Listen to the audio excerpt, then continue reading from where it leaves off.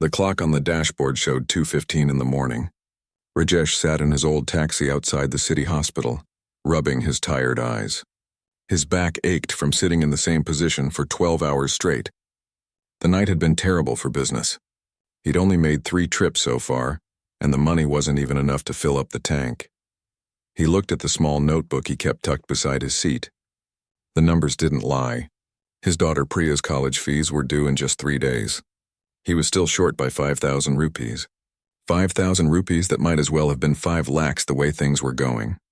Rajesh was 58 years old. His hair had gone completely gray 2 years ago. His hands shook slightly when he held the steering wheel for too long. The doctor had told him it was because of his blood pressure, but medicine cost money he didn't have. His eyesight wasn't sharp anymore either. Night driving had become harder, but he had no choice. The day shift drivers were younger, faster. They got all the good customers. He'd been driving the same taxi for 15 years. The seat covers were torn in places.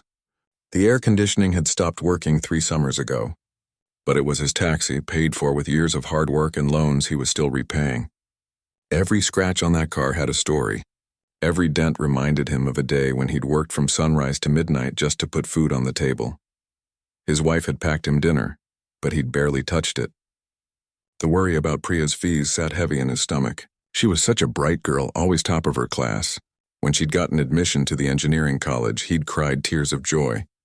But the fees kept climbing every semester. Sometimes he wondered if he'd made a mistake encouraging her to dream so big. The hospital's emergency entrance suddenly opened. Rajesh sat up straight, his hand automatically going to the ignition. A young woman stepped out into the dim light. Even from a distance, he could see something was wrong. She moved like someone in a dream, her steps slow and uncertain. Her clothes looked expensive, the kind he saw on people in the fancy parts of the city. But she was wearing them like she'd forgotten they were on her body. She raised her hand weakly, not even looking to see if any taxis were there. Rajesh started his engine and pulled up beside her. Up close, he could see her face was pale, her eyes red and swollen from crying. Her hair was messy, falling around her face. She clutched a designer purse to her chest like it was the only thing keeping her standing. When she opened the door and collapsed into the back seat, Rajesh felt his heart squeeze with concern. This wasn't just someone who'd had a bad day. This was someone whose world had just fallen apart. "Where to, madam?" he asked gently. She gave him an address in a voice so quiet he had to ask her to repeat it. When she did, his eyebrows rose slightly. It was in the richest part of the city, where houses had gates taller than his taxi and gardens bigger than the slum he'd grown up in. The drive would take at least 45 minutes at this hour. "Please hurry," she whispered, then turned her face to the window. Rajesh put the car in gear and pulled out onto the empty street. The city looked different at this hour. The chai stalls were closed. The traffic lights blinked at empty intersections. Stray dogs wandered the sidewalks. It was just him, his taxi, and this broken young woman who hadn't stopped crying since she got in. He wanted to ask if she was okay, but the question seemed stupid. Obviously, she wasn't okay. You don't look like that unless something terrible has happened. So he drove in silence, taking the smoothest route he knew, avoiding the potholes that would jostle her around. The meter ticked away steadily. With each kilometer, Rajesh did the math in his head. This was a good fare. Maybe enough to get him closer to that 5,000 rupees he needed. Maybe if he got a few more rides like this tonight, he could actually make it work. But every time he glanced in the rearview mirror and saw her face, pale and lost in the yellow glow of the streetlights passing by, something twisted in his chest. He recognized that look.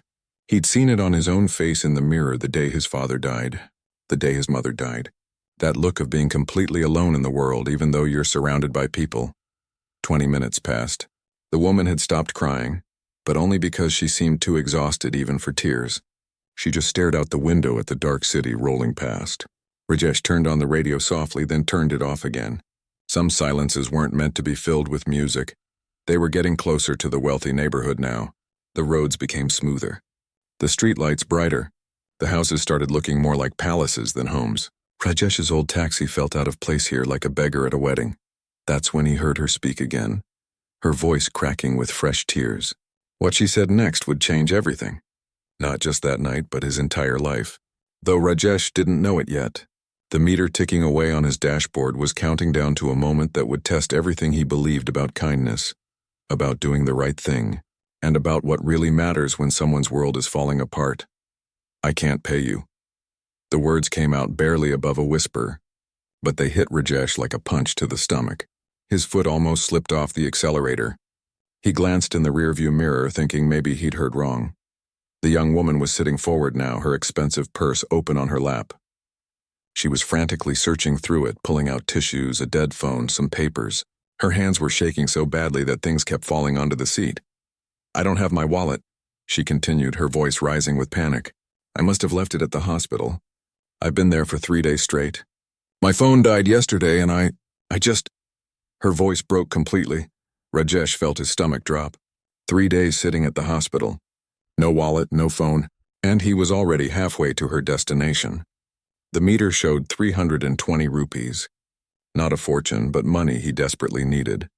His mind started racing. What should he do? Turn around and go back to the hospital? But that would waste even more fuel. Drop her at a police station? But she was already so broken. Demand she call someone from her house to bring money when they arrived? That seemed cruel. He thought about his daughter's college fees. About the landlord who'd come knocking yesterday reminding him that rent was overdue. About the 20 rupees he had in his pocket that had to last until tomorrow. About his wife who'd sold her gold bangles last year so Priya could buy her engineering books. "Sir, I'm so sorry," the woman said, and now she was really crying again. "I know this is terrible. I know you've driven all this way. When we get to my house, I promise I'll get the money. I'll pay you double, triple, whatever you want. Please don't. Please don't leave me here." There was real fear in her voice now. Rajesh looked at the empty streets around them. They were in between neighborhoods where streetlights were fewer and darker. A young woman alone at this hour. Even in a rich area, that wasn't safe. "Madam," he said quietly, still driving. "What happened? Why were you at the hospital for 3 days?" She took a shuddering breath. "My father. He had a heart attack. They called me from my office. I rushed there and he was already on life support. The doctors said it didn't look good. I stayed with him. I didn't leave his side, not even to eat properly or charge my phone. I couldn't leave him alone." Rajesh's hands tightened on the steering wheel. He knew exactly what that felt like. 2 hours ago, she couldn't finish the sentence. "He's gone. My father is gone. And I had to sign papers and talk to doctors, and I just needed to get home. To my mother. She doesn't even know yet. I need to be the one to tell her. But I can't even pay for a stupid taxi ride." She hit the purse with her fist in frustration. And something in that gesture, that mix of grief and anger and helplessness, made Rajesh's decision for him. "Don't worry about it," he heard himself say. "What?" She looked up, confused. "Don't worry about the money. I'll take you home." There was a long silence. When he glanced in the mirror, she was staring at him like he'd spoken in a foreign language. "But you don't understand. I have no way to pay you right now. I don't even know your name or your taxi number. My brain is I can't think straight. What if I can't find you again to pay you back?" "Your father just died," Rajesh said simply. "Money can wait. A daughter who needs to get home to her mother can't wait." He could see her face crumpling in the mirror. Fresh tears rolled down her cheeks, but they seemed different now. Not just grief, but something else mixed in. Disbelief, maybe. Or relief. "Why would you do that?" she whispered. "You don't even know me." Rajesh was quiet for a moment, navigating a turn. 23 years ago, my father died," he finally said. "Also a heart attack. Also sudden. I was working 2 jobs back then, trying to save money to get married. When the hospital called, I left everything and ran. I stayed with him for 2 days. When he passed, I had no money for even a bus ride home. A stranger, an old man I'd never met, gave me 50 rupees. I tried to refuse, but he said, 'Your father just died, beta. Take it.' I never saw him again. Never got to thank him properly or pay him back." The woman was quiet, listening. "That 50 rupees got me home to my mother. Got me to my father's funeral. Such a small amount of money, but that day it felt like everything. So when I see someone else in that same situation, how can I think about money?" "But what about you?" she asked. "What if you need that money? What if you have your own problems?" Rajesh almost laughed, but there was no humor in it. "Madam, I'm a taxi driver working at 2 in the morning. Of course I have problems. Everyone has problems, but some problems are bigger than others. Right now, your problem is bigger than mine. That wasn't entirely true. His problem with Priya's fees was huge in his world. But looking at this young woman who'd just lost her father, whose hands wouldn't stop shaking, whose eyes were hollow with grief he couldn't bring himself to add to her burden, they drove in silence for a while. The woman had stopped searching through her purse. She just held it closed and stared out the window. Rajesh could see her reflection in the glass, see the way she kept taking deep breaths like she was trying to hold herself together. "What's your name?" she finally asked. "Rajesh." "Just Rajesh?" "That's enough," he said. He didn't want her to have too much information, didn't want her to feel obligated, didn't want this to become a thing where she felt guilty or pressured. He wanted to do this cleanly, simply, one human being helping another in their darkest hour. "I'm Mira," she said quietly, "and I will find you. I promise. I'll ask the hospital for camera footage. I'll call taxi companies. I'll find you and pay you back. If you remember one day, that's fine. If not, that's also fine," Rajesh said. "Right now, you just worry about getting home. Worry about your mother. Worry about your family. That's enough." The big houses were getting closer now. Mira gave him directions in a flat, tired voice. "Turn left here. Straight for 2 blocks. Right at the 3rd light. The house with the iron gates." When they finally pulled up, Rajesh saw that calling it a house was generous. It was a mansion. 3 stories tall, with a huge gate, and a garden that probably had more grass than he'd see in a year of driving around the city. Lights were on inside. People were waiting. Mira opened the door but didn't get out immediately. "Please," she said, "at least come inside. Let me write down your phone number, your taxi number, your address, something." Rajesh shook his head. He took the scrap paper he kept for writing down addresses and wrote just his first name. "Rajesh, that's all you need to remember. Now go. Your mother is waiting." Before she could argue, before she could cry again or try to convince him, he reached back and gently pushed the door closed. Then he drove away, watching her in his rearview mirror, standing there in front of that big gate with his small piece of paper in her hand, looking completely lost. Rajesh drove back toward the city center with the meter off and his mind spinning. What had he just done?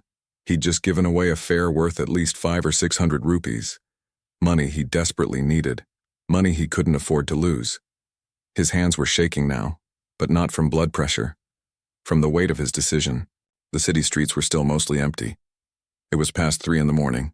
He had maybe 3 more hours before the morning shift drivers would flood the streets, taking all the good customers heading to work. 3 hours to try to make up for what he'd just lost. He picked up 2 more passengers before sunrise. A drunk man who argued about the fare. A nurse finishing her night shift who counted out exact change down to the last rupee. By the time the sun started coloring the sky pink and orange, Rajesh had made barely enough to cover his fuel costs. He drove home as the city woke up around him. His small house was in an old neighborhood where buildings leaned against each other like tired friends. He parked in the narrow lane outside and sat for a moment, too exhausted to move. His wife Kamla was already up, making tea. She took one look at his face and knew something was wrong. "Bad night?" she asked, handing him a cup. "You could say that," Rajesh replied. He wanted to tell her about Mira, about the choice he'd made. But what would he say? That he'd given away money they didn't have to a rich girl who probably had more money than they'd see in 10 lifetimes? It sounded stupid even in his own head. So he said nothing. Just drank his tea and tried not to think about the college fees due in 2 days. The days that followed were brutal. Rajesh drove longer hours trying to make up the difference. He skipped meals to save money. His hands shook more. His vision blurred when he was tired. Kamla noticed but didn't ask questions. She just made sure he ate something before his shifts and said a prayer each time he left. On the day the college fees were due, Rajesh was still 1,000 rupees short. He sat in his taxi holding the small bundle of cash he'd managed to save and felt like a failure. He'd worked himself to exhaustion, and it still wasn't enough. He called Priya's college and begged for an extension. They gave him 1 week. Just 1 week. That night he couldn't sleep. He lay awake thinking about Mira. Had she made it inside safely? Had she found her mother? Had she been able to tell her about her father? Was she okay? And then, mixed with his worry for her, came a bitter thought. She'd probably forgotten all about him already. Rich people like that. They said things in the moment, made promises. But once they were safe in their big houses behind their big gates, they forgot about the small people who'd helped them. He felt ashamed for thinking it, but he couldn't help it. The stress of the unpaid fees was eating at him. 3 weeks went by. Rajesh had borrowed money from his brother to pay Priya's fees. Now he owed his brother, owed the taxi company for repairs, owed the landlord for rent. The pile of debts grew taller while his savings grew smaller. He'd stopped thinking about Mira, or at least he tried to. Sometimes, late at night when he was driving through the city, he'd pass near that neighborhood and remember. But he never drove down that street. What would be the point? One afternoon, Rajesh was dozing in his taxi at the railway station stand, waiting for the evening trains to arrive. It had been a slow day. His stomach rumbled with hunger, but he'd decided to skip lunch to save 30 rupees. A knock on his window woke him up. He blinked, disoriented, and saw a man in an expensive suit standing there. The man looked out of place at the taxi stand like a peacock in a chicken coop. "Are you Rajesh?" the man asked. "The taxi driver?" Rajesh's heart jumped. Had he done something wrong? Was this about some traffic violation he didn't remember? Or worse, had something happened to Kamla or Priya? "Yes, sir. I'm Rajesh. Is there a problem?" The man smiled, which only confused Rajesh more. "No problem. Actually, I've been looking for you for quite some time. May I sit?" Without waiting for an answer, the man opened the passenger door and slid in. He was carrying a briefcase, the kind Rajesh had only seen in movies. The leather looked soft and expensive. "My name is Vikram. I'm a lawyer. I represent the Kapoor family." The name meant nothing to Rajesh. He waited, confused and a little scared. 3 weeks ago, you picked up a young woman from City Hospital.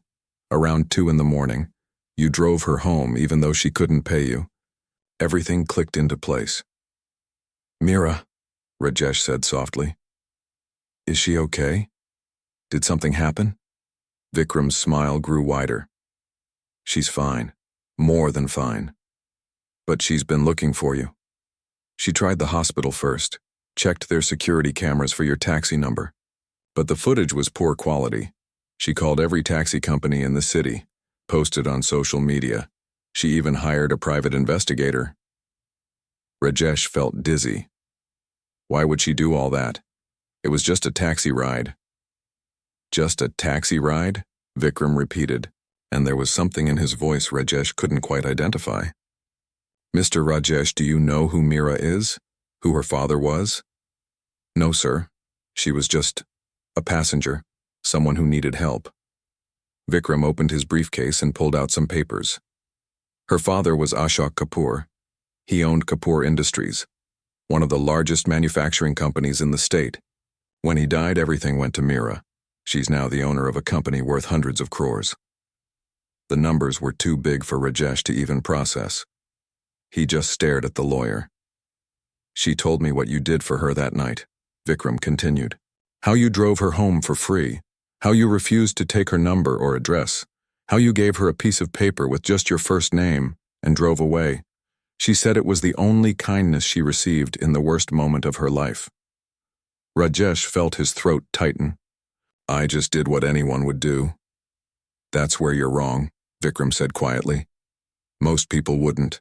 Most people would have demanded payment, or turned around and left her at the hospital, or at the very least insisted on some way to be paid back. You did none of those things. You asked for nothing." He pulled out an envelope from the briefcase. It was thick, the kind of envelope that held something important. "Mira wanted to thank you properly. She wanted to pay you back. But she also wanted to do more than that. She wanted to show you that your kindness mattered, that it made a difference." Rajesh's hands trembled as Vikram handed him the envelope. "What is this?" "Open it." Inside was a check. When Rajesh saw the amount, The world tilted. He had to read it 3 times to make sure he wasn't seeing things. 1 lakh rupees, 100,000 rupees, more money than he'd make in 2 years of driving his taxi. This is too much, he stammered. The fare was only maybe 500 rupees at most. This isn't payment for the fare, Vikram interrupted gently. This is payment for your kindness, for treating her like a human being when she was at her lowest, for not taking advantage of her situation, for expecting nothing in return. But that wasn't all. Vikram pulled out more papers. There's also a job offer. Mira's company needs drivers. Not just any drivers, but people with integrity. People who can be trusted. People like you. The salary is 40,000 rupees a month. Health insurance for your whole family. Pension benefits. Paid leave. And a new car provided by the company. Rajesh couldn't speak. Couldn't breathe. The numbers were impossible. The offer was impossible. Things like this didn't happen to people like him. This is some kind of mistake, he finally managed to say. Rich people don't do things like this. Mira does, Vikram said simply. She told me that when her father died, she felt completely alone. Like the world had ended. And then you showed up. A stranger who asked for nothing but gave her exactly what she needed. Compassion, humanity. Hope that good people still existed. He gathered up the papers and put them back in his briefcase, leaving only the check and the job offer letter. She's waiting to meet you if you're willing, to thank you in person, to explain everything herself. But she wanted me to deliver these first. She was afraid you might have forgotten her, that you might not want to see her. Rajesh looked down at the check in his shaking hands, his vision blurred with tears he didn't even realize were falling. Rajesh couldn't stop staring at the check. The numbers seemed to blur and shift before his eyes. 1 lakh rupees. He could pay off his brother, pay the rent, cover Priya's fees for the next 2 semesters, fix the air conditioning in his taxi, buy medicine for his blood pressure, maybe even take Kamla to see her sister in the village, something she'd been wanting to do for years. But more than the money, it was what the money represented that made his chest tight. Someone had noticed. Someone had cared. Someone thought his small act of kindness was worth something. I need to think, Rajesh said, his voice rough. This is too much, too big. I'm just a taxi driver. I don't know anything about working for a big company. Vikram smiled kindly. You don't need to decide right now about the job. The offer will stay open. But the check is yours regardless. Mira was very clear about that. Whether you take the job or not, whether you meet her or not, this money is yours. You earned it. After Vikram left, Rajesh sat in his taxi for a long time holding that envelope. Other taxi drivers walked by, some waving at him, but he barely noticed. His whole world had turned upside down in the span of 20 minutes. He drove home in a daze. When he walked through the door, Kamla took one look at his face and dropped the ladle she was holding. What happened? Are you sick? Should I call the doctor? Rajesh shook his head. Then, without saying a word, he handed her the envelope. Kamla's hands trembled as she pulled out the check. Her eyes went wide. She looked at the check, then at Rajesh, then at the check again. How is this possible? Where did this come from? What did you do? I drove a passenger home 3 weeks ago, Rajesh said quietly. She couldn't pay me, so I took her for free. Kamla stared at him. You took someone for free? When we needed money so badly? Are you crazy? Maybe, Rajesh admitted. But her father had just died. She was alone. I just couldn't ask her for money. He told her everything then. About Mira crying in the back of his taxi. About her dead phone and missing wallet. About how he'd made the choice to help her anyway, even though every logical part of his brain screamed at him not to. When he finished, Kamla was crying. Not upset tears, but something else. Something that looked like pride mixed with relief, mixed with disbelief. You never told me, she whispered. All these weeks you were working yourself sick trying to make up that money, and you never told me why. I didn't want you to think I was foolish. Foolish? Kamla laughed through her tears. You're the smartest man I know. The best man I know. She looked down at the check again, and apparently someone else thinks so too. That evening after dinner, Rajesh told Priya about it too. His daughter listened with wide eyes, and when he finished, she threw her arms around him. Papa, you're amazing, she said. My friends' fathers talk about making smart business decisions and investing money wisely. But you invested in something bigger. You invested in being a good human being. The next morning, Rajesh called the number Vikram had left. 2 days later, he found himself standing outside the Kapoor Industries building, wearing his cleanest shirt and his only pair of shoes without holes. The building was enormous, all glass and steel reaching up into the sky. Security guards stood at the entrance. People in expensive clothes rushed in and out, talking on phones, carrying laptops. Rajesh felt like he'd walked into a different world, but Vikram had told him to come, so he did. He gave his name at the reception, and within minutes a young woman in a crisp suit appeared to escort him upstairs. The elevator had mirrors on all sides. Rajesh saw himself reflected back from every angle. His gray hair, his wrinkled shirt, his nervous hands. He didn't belong here. This was a mistake.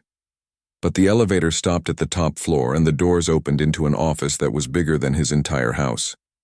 Huge windows overlooked the city. And there, standing by those windows, was Mira. She looked different than she had that night. Her hair was neatly styled now. She wore a business suit. But her eyes were the same. When she saw him, those eyes filled with tears. "Rajesh," she said, and her voice broke on his name. She crossed the room quickly and, before he could react, hugged him. A proper hug, tight and real, like he was family. "Thank you," she whispered. "Thank you, thank you, thank you." When she pulled back, she was wiping her eyes and laughing at herself. "I'm sorry. I promised myself I wouldn't cry. I'm the CEO now, I'm supposed to be professional. But I've been looking for you for so long." "I got your check," Rajesh said, feeling awkward but also strangely comfortable. "And the job offer. It's too much, really." "It's not enough," Mira said firmly. She gestured to the chairs by the window and they both sat down. "Rajesh, do you remember what you said to me that night? When I told you I couldn't pay?" He tried to remember. "I think I said don't worry about it. You said your father just died. Money can wait." Mira's voice was thick with emotion. "Do you know how many people I dealt with in those 3 days at the hospital? Doctors, nurses, staff, everyone was professional. Everyone was sorry for my loss. But everyone also made sure I knew there were bills to pay, papers to sign, procedures to follow. Everything had a price tag." She looked out the window at the city below. "And then I got into your taxi. I had nothing. No wallet, no phone, no way to pay. And you, a stranger who probably needed that money, you chose kindness over everything else. You chose humanity." "Anyone would have done the same," Rajesh said.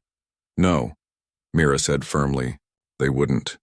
I've learned a lot about people since my father died. I've learned that kindness is rare. Real kindness, the kind that expects nothing back, that's the rarest thing in the world." She turned to face him directly. "That night, driving through the dark city, listening to you tell me about your father, about the stranger who helped you, it was the first time since my father's heart attack that I felt like the world wasn't completely terrible. Like maybe there was still good in it. I just did what felt right," Rajesh said quietly. "Exactly." Mira nodded. "You did what felt right even when it cost you. That's what makes it special. That's what makes you special." She pulled out a folder from her desk. "I want you to know the job offer is real. It's not charity. I need people I can trust in this company. People with integrity. My father built this company on hard work and honesty, and I want to keep it that way. But I don't know anything about big companies." Rajesh protested. "I've driven a taxi my whole life." "And you've learned more about people in that taxi than most business school graduates learn in 4 years, Mira countered. "The job is simple. You'd be driving for company executives, taking them to meetings, picking up important clients. It's what you already do, just with better pay and benefits." She leaned forward. "But I want you to understand something. You don't have to take this job if you don't want to. The check I gave you, that's yours free and clear. It's not payment for future work. It's not a bribe to get you to say yes. It's simply thanks for what you already did. You're free to take that money, walk away, and never see me again." Rajesh felt tears burning in his own eyes now. "Why?" he asked. "Why are you doing all this?" Mira was quiet for a moment. "Because 3 weeks ago my world ended. My father, who was my hero, my guide, my everything, was gone. I felt lost and alone and terrified. And you, a complete stranger, showed me that there was still light in the darkness. That people could still be good for no reason except that it was the right thing to do." She smiled through her tears. You gave me hope when I had none. This check, this job, it's not enough to repay that. But it's a start. They talked for over an hour. Mira told him about her father, about the company, about how overwhelming everything had been. Rajesh told her about Priya, about his taxi, about the 23 years he'd spent driving through the city at all hours. When it was time to leave, Mira walked him to the elevator herself. Think about the job offer, she said. Talk to your family. Take your time. But know that whatever you decide, you've already changed my life. You reminded me what kind of person I want to be, what kind of company I want to run. As Rajesh rode the elevator down, he caught sight of himself in those mirrors again. Same gray hair, same wrinkled shirt, same worn shoes. But somehow he looked different. Stood a little straighter, smiled a little wider. He'd spent his whole life thinking that big changes came from big actions. That important people did important things and small people like him just survived the best they could. But now he understood something different. Sometimes the biggest changes came from the smallest choices. Sometimes being a good person mattered more than being a successful one. And sometimes, just sometimes, the world noticed and gave back what you'd given away. 6 months had passed since that afternoon in Mira's office. 6 months that had changed everything and nothing all at once. Rajesh stood outside his daughter's college on graduation day, wearing the crisp uniform of Kapoor Industries. Navy blue with silver trim, the company logo on the pocket. Comfortable shoes that didn't hurt his feet after 12 hours. He felt proud wearing it, but also a little strange. After 25 years of driving his own battered taxi in clothes that smelled of sweat and exhaust, this felt like stepping into someone else's life. But it was his life now. His new life. The college grounds were filled with families taking pictures, graduates in black gowns throwing their caps in the air, parents crying happy tears. Rajesh scanned the crowd for Priya, his heart swelling with pride. His daughter, an engineer now, the first person in their entire family to graduate from college. Papa, Priya's voice rang out. She ran toward him, her graduation gown flapping, her cap barely staying on her head. She crashed into him with a hug that nearly knocked him over. I did it, Papa. I actually did it. Of course you did, Rajesh said, his voice thick. I never doubted you for a second. Kamla appeared next, clicking photos with the mobile phone Priya had bought her last month. Stand together. Let me take a proper picture. As they posed and smiled, Rajesh noticed someone else approaching. Mira, wearing a simple but elegant suit, walking toward them with a smile on her face. She'd insisted on coming to the graduation, despite having a board meeting scheduled for the same time. Congratulations, Priya, Mira said warmly, hugging the young woman she'd gotten to know over the past months. Thank you for coming, Mira, ma'am, Priya said, her eyes shining. And thank you for, well, everything. Don't thank me, Mira laughed. Thank your father. He's the one who made all of this possible. Later, after the ceremony ended and they'd taken what felt like 1,000 photographs, they all went for lunch at a restaurant. Not a fancy 5-star place, but a nice middle-class restaurant that served good food. Rajesh had insisted. He had money now, more than he'd ever had in his life, but he didn't want to forget where he came from. Over plates of biryani and tandoori chicken, they talked and laughed. Kamla told embarrassing stories about Priya as a child. Priya talked about the job offer she'd received from a tech company. Mira shared funny stories about dealing with difficult board members. At one point, Priya turned to Mira and asked, Ma'am, can I ask you something personal? Of course. And please just call me Mira. We're friends now. Why did you really do all this? I mean, yes, Papa helped you that night. But this? The job, the salary, the benefits coming to my graduation. This is more than just repaying a taxi fare. Why? Mira was quiet for a moment, twirling her water glass. Do you want the short answer or the real answer? The real one, Priya said. Mira took a breath. When my father died, I inherited everything. His company, his money, his responsibilities. Overnight, I went from being a department manager to being a CEO. And suddenly I was surrounded by people who wanted things from me. Business partners wanted deals. Distant relatives wanted money. Employees wanted promotions. Everyone had an agenda. She looked at Rajesh. Except your father. He wanted nothing. He gave and expected nothing back. In a world where everything is a transaction, where every kindness comes with strings attached, he just helped. For no reason except that it was the right thing to do. She smiled, but there were tears in her eyes. That changed me. It made me realize what kind of person I wanted to be, what kind of business leader I wanted to be. My father always said that a company is only as good as the people who work for it. Not the richest people or the most educated people, but the good people, the ones with integrity. Mira reached across the table and took Priya's hand. Your father taught me that kindness is not weakness, that helping others doesn't make you a fool, that sometimes the best investment you can make is in another human being's happiness. So this isn't charity. This isn't me being generous. This is me trying to build the kind of world I want to live in, and that world starts with people like your father. The table went quiet. Even the bustling restaurant noise seemed to fade away. Finally, Kamla spoke up, her voice wobbly. You know, when Rajesh first told me what he'd done that night, I was angry. I thought, we need money so badly. How could you give away a fare for free? I was upset with him for days, even though I didn't say it. She looked at her husband with love in her eyes. But now I understand. Money comes and goes. We've had it, we've lost it, we've had it again. But being a good person, having a clean heart, that's forever.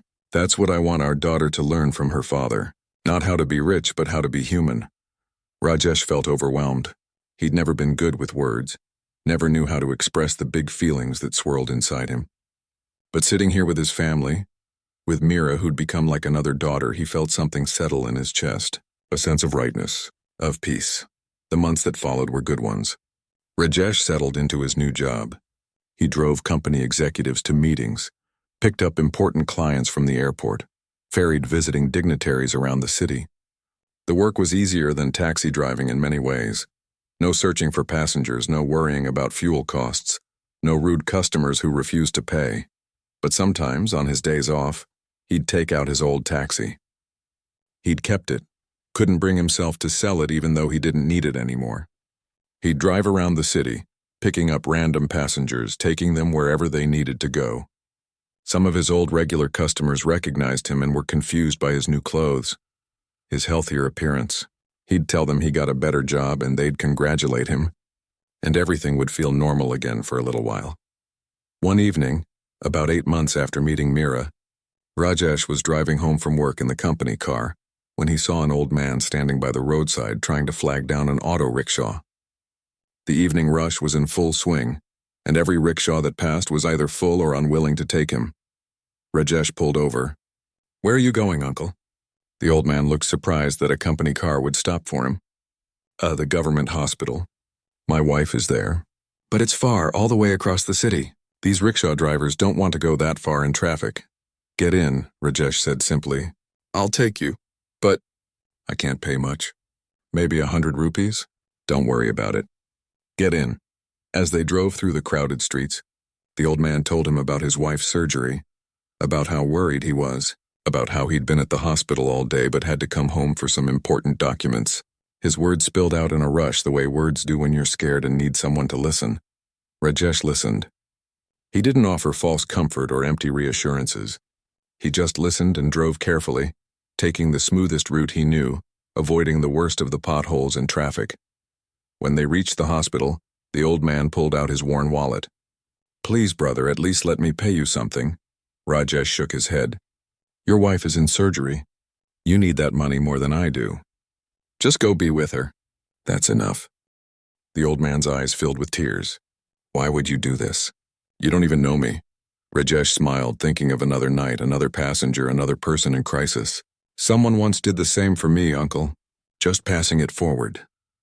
As he drove away, he saw the old man in his rearview mirror, standing there looking at the car like he couldn't quite believe what had happened. And Rajesh felt it again. That sense of rightness, of peace. That night, he told Mira about it over a phone call. They'd gotten into the habit of talking every few days, their relationship having evolved from employer-employee to something more like family. I'm proud of you, Mira said. You got money, got security, got a comfortable life, but you didn't change who you are. That's rare. You taught me that, Rajesh said. You could have just paid me back and forgotten about me. Instead, you changed my family's entire life. You showed me that having money doesn't mean you have to stop caring about people who don't. We taught each other. Mira corrected gently. I gave you money, yes, but you gave me something more valuable. You gave me perspective. You showed me that success isn't about how much you have. It's about how much you give. Later that night, lying in bed next to Kamla in their small house, they'd chosen not to move despite being able to afford something bigger. Rajesh thought about the strange path his life had taken. A single decision. One choice on one night to help someone who couldn't pay him. That's all it had been. He hadn't done it thinking it would change his life. He'd done it because a young woman was crying, because her father had just died, because she reminded him of his own daughter, because it was simply the right thing to do, and that one choice had created ripples. It had changed Mira's perspective on business and humanity. It had secured Priya's education and her future. It had given his family stability they'd never known. It had reminded Kamla why she'd fallen in love with him decades ago. It had inspired him to keep being kind even when he didn't have to be anymore. But more than all of that, it had shown him something fundamental about life. That kindness isn't a transaction. You don't do good things because you expect rewards. You do them because that's who you choose to be. And sometimes, mysteriously, beautifully, the universe notices and gives back in ways you never imagined. On Priya's graduation day, months earlier, they'd taken a family photo. Rajesh, Kamla, Priya, and Mira. In that photo, everyone was smiling. But if you looked closely at Rajesh's face, you'd see something beyond happiness. You'd see contentment, peace. The expression of a man who'd learned that true wealth isn't measured in money, but in the lives you touch and the kindness you share. The photo sat on their mantle now, a reminder of how far they'd come. But next to it sat another photo, an old faded picture of a young Rajesh standing next to his first taxi. 25 years ago, hopeful, scared, ready to work hard and provide for his family. That young man and the man he'd become were the same person. The same values, the same heart, the same instinct to help others even when it cost him something. Money had changed his circumstances, but kindness had changed his life, and in the end, that made all the difference. Years from now, when people would ask Mira about the success of Kapoor Industries, about how she'd rebuilt and expanded her father's legacy, she'd always mention Rajesh, not as her driver but as her teacher, the man who taught her that the best businesses are built on humanity, that profit matters but people matter more, that true success is measured not just in balance sheets, but in how many lives you improve. And years from now, when people would ask Rajesh about how his life changed so dramatically, he'd always tell them about one night. One passenger, one choice, and he'd end the story the same way every time. I didn't help her thinking I'd get something back. I helped her because that's what you do. You help, that's all. The rest was just grace. Because in the end, that's what this story was really about. Not about a poor taxi driver who got rich. Not about a wealthy CEO who was generous. But about two people who reminded each other that in a world that often feels cold and transactional, kindness still matters. Compassion still counts. And one small act of humanity can ripple outward in ways we never see, touching lives we never meet, changing the world one moment at a time. This is what Rajesh taught his daughter, what Mira taught her employees, what they both would carry forward for the rest of their lives. That we all have the power to make someone's darkest moment a little brighter. That we all have opportunities every day to choose kindness over convenience, compassion over profit, humanity over everything else. And sometimes, if we're lucky, the world notices and gives back. But even if it doesn't, even if no one ever knows, even if there's no reward waiting at the end, it's still worth it. Because being human, truly human, isn't about what we get. It's about what we give. That's the lesson. That's the truth. That's what one night in a taxi taught two strangers who became family. And that's what they'd spend the rest of their lives trying to pass on to others. Because the world needs more people who drive strangers home for free. Who help without expecting. Who give without counting the cost. Who choose kindness even when it's hard. Especially when it's hard, specifically because it's hard. The world needs more people like Rajesh. More people like Mira. More people who understand that we're all just passengers in this life and the journey is so much better when we help each other along the way.